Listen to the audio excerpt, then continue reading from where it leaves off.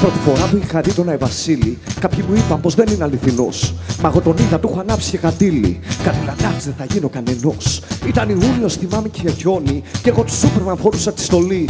Είδα τη μάνα μου να μπλέκει στο σαλόνι. Μάνα, θα φύγω, θα πάω στα καράβια. Στο πρωτοπάρκο μου να βάγιζαν στη ζούγκλα. Είδα ένα τύπο μου συστήθηκε Ταρζάν.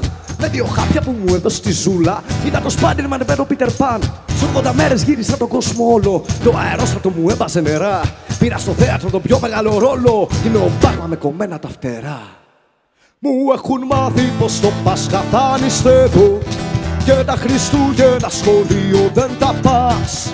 Μα δεν μου μάθανε ποτέ να μην πιστεύω αυτούς που λένε παραμύθια χάλι μας. Μου έχουν μάθει πως το Πάσχα θα νηστεύω και τα Χριστούγεννα σχολείο δεν τα πας. Μα δεν μου μάθανε ποτέ να μην πιστεύω αυτούς που λένε παραμύθια χάλι μας.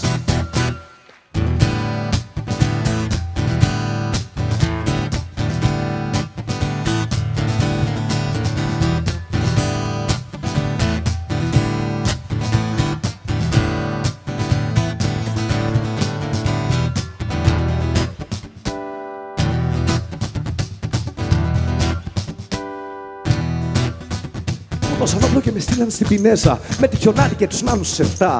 Σε ένα κολόμπαρο ένα βράδυ έπεσα τέσα. Κι είδα το Λούκι Λουκ στη θύρα την 7. Με ένα παπίσι, 2 πίτσες, μία δώρο. Κάποιοι μου είπαν πως αυτό είναι δουλειά. Μα στη Βουλή εγώ αν κάνω κανένα δώρο, για Διονύκια είναι ρε μάνα τελικά. Σ' ένα κλουβί μας έχουν κλείσει τα καθήκια. Σαν τον Τουίτη να μιλάω στη γιαγιά.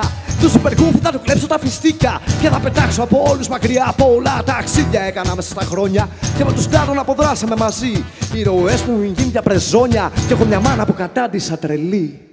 Μου έχουν μάθει πως το Πάσχα θα νηστεύω και τα Χριστούγεννα σχολείο δεν θα πας.